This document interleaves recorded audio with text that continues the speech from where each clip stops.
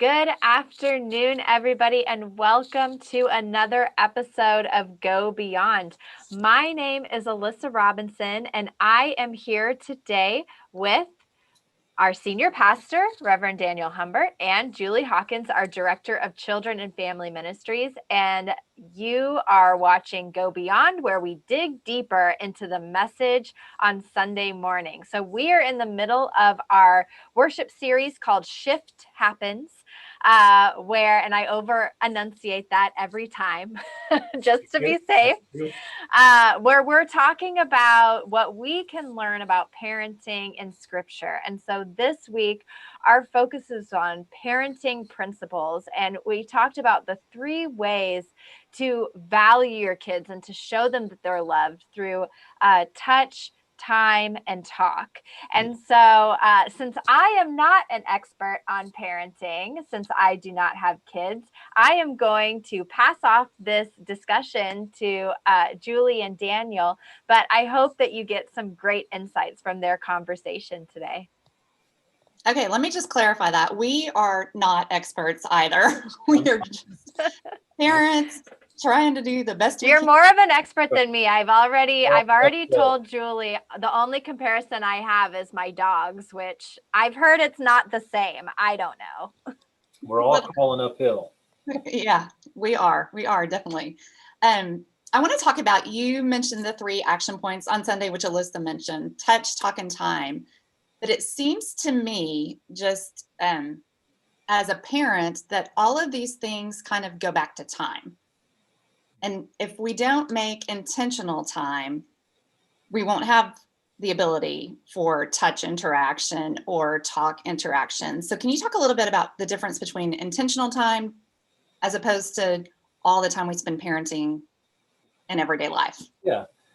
Well, I'll do my best, right? I think, first of all, we have to acknowledge that it's a both and set of circumstances. That is to say, the everyday time, just the time of passing and or eating and or being in the same room together, that's still important and still very needful, even if it has no structure, no intentionality, no deliberateness of any kind. That's still needful, right? Because in part, it's time. I'm there, I'm present. But then, excuse me, in addition to that, we do need some deliberate time, right? Time that we set aside for whatever, whether that's a deliberate date, if you will, that you go on with your kid, or a deliberate outing that you do, or designated time during the day where you spend time with your kid. They're both needful. And the fun part, I guess, or the kind of neat part is, on the intentional component, it can be really fun. It can be really, has all kinds of opportunities for interaction, but it's important to do both. I hope I didn't intimate that sort of unstructured, unallocated time is not important, because it is.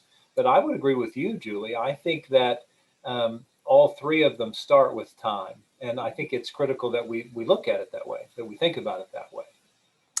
And when you were talking about time, you mentioned that time equals value in the mindset of a kid. So how do you think that impacts their sense of worth and their sense of being?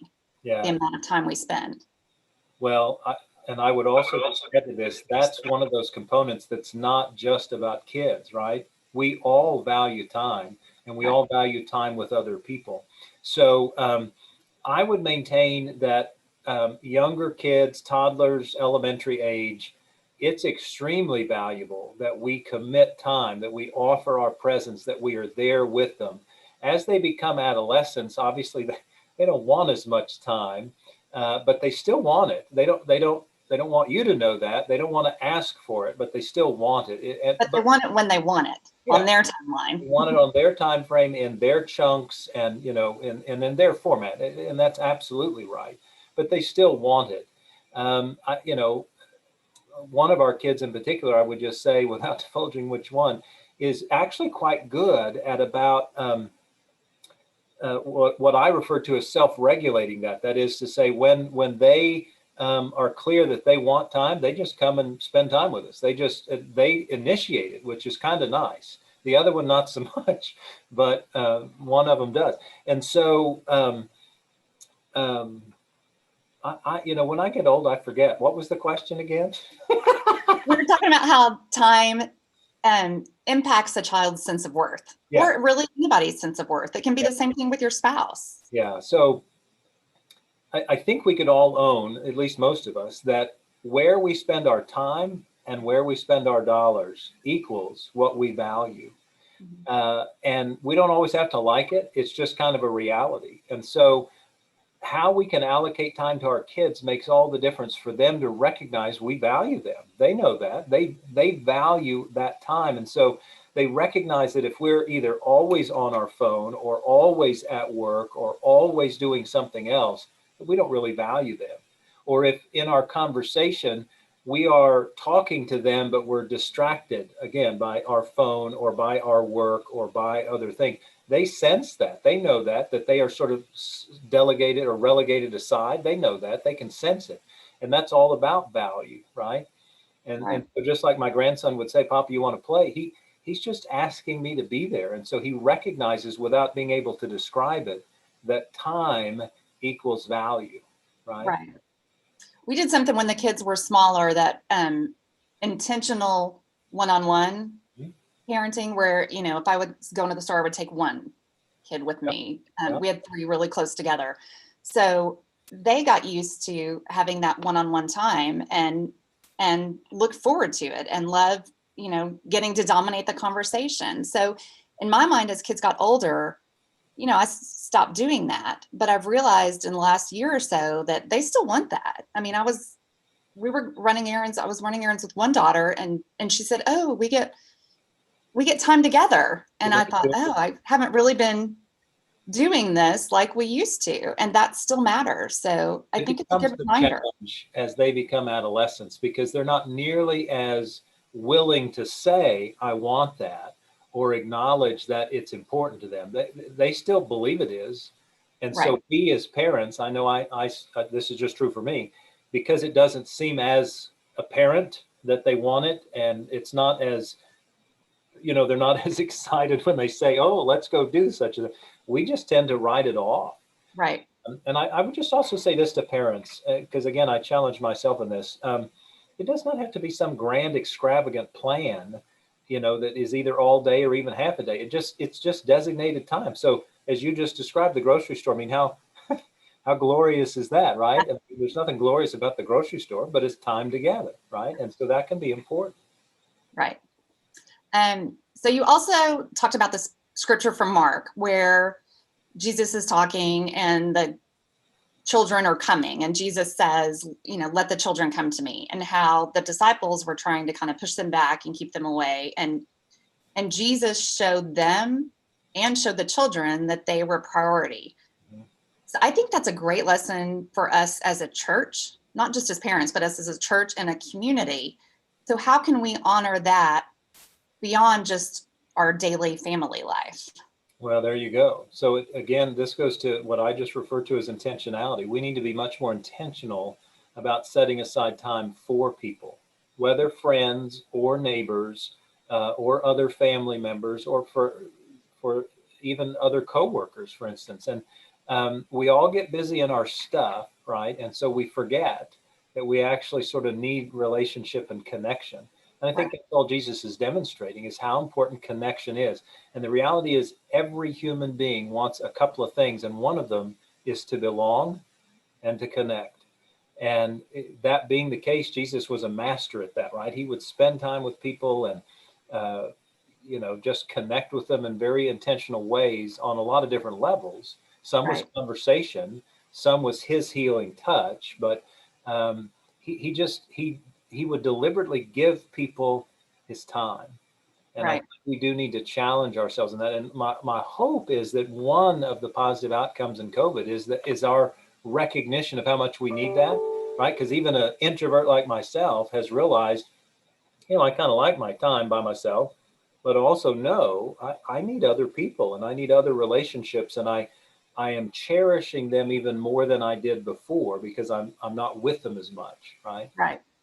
I think it's a good lesson in kind of pausing to take notice of what's going on around you, because we are all busy. We're busy with work and families and kids and activities. And And Jesus would stop, and Jesus would take the time Yep. for someone that maybe other people wouldn't stop for. And I think this is a good reminder that we can all do that in every aspect of our lives, not just within parenting. Right. So Right. that's Absolutely. what I took away from it. And the other challenge I would issue to parents is please, please, please engage spiritual conversation with your kids. I know it can feel intimidating or feel as though, golly, I'm not equipped or prepared, but I guarantee you, your child will cherish however you respond as long as it's pointing them to God, pointing them to a relationship with God. And it's all right to say, I don't know what that means, or I don't understand that, or I don't necessarily have an answer there. I think far too many of us as parents, because we don't have a pat answer or can't, think of it right off the bat, we get intimidated, and therefore we just don't talk about it at all. We never bring it up. We never offer any kind of thoughts to our kids about spirituality. And I just want to challenge us to get over that fear and enter the dialogue as often as you can, without being overbearing. That's not what I mean, but just every once in a while, just ask a sort of spiritually connected question, like, golly, how do you think God made that? Or does that remind you of anything God has done? Or, they can be very open-ended questions. I think another thing along those lines is to let your children know why you worship. Why is worship a priority for your family? Why do you go to church, or why do you worship online? What does it mean to us? Because a lot of times I think parents are just, especially in a hurry on Sunday mornings, that we're going to all sit on the couch together and watch, or we're going to go to outdoor service together. But why are you doing that as a family? Just Yep. let them know this is part of our structure. This is part of our faith, and we want you to be a part of it. We have the opportunity to address that question every single week in our house. Why are we doing it again? Why do we have to do it? Well, the church isn't open. Why are we doing this? It's online. I'll watch it later. Yes. Indeed. So thank you. Okay, Lisa, you can unmute. I wait until it's my turn because I just love hearing y'all have the conversation. So how is that different from other times? I wait until it's my turn. Yeah. Other times I don't wait until it's my turn. I just assume it's my turn. All right. Thank y'all so much for leading us in this conversation. And I also want to do a really quick plug for Julie. This week, we released the second part of her podcast. So I really like to encourage you. She talks about specifically during times of COVID, how she's refocused her parenting and started to think differently about spiritual growth with her kids during this time. And so I'd like to encourage you to go to tmumc.org/podcast. You can also get it on Apple Podcasts, Spotify, Google Podcasts, practically anywhere you listen to podcasts. You can find the Treat UMC podcast and listen to Julie. Well, So thank you so much for joining us today. And as always, you can catch all previous episodes of Go Beyond at tmumc.org/Go Beyond. And we will see you on Friday at 12:30 for another episode.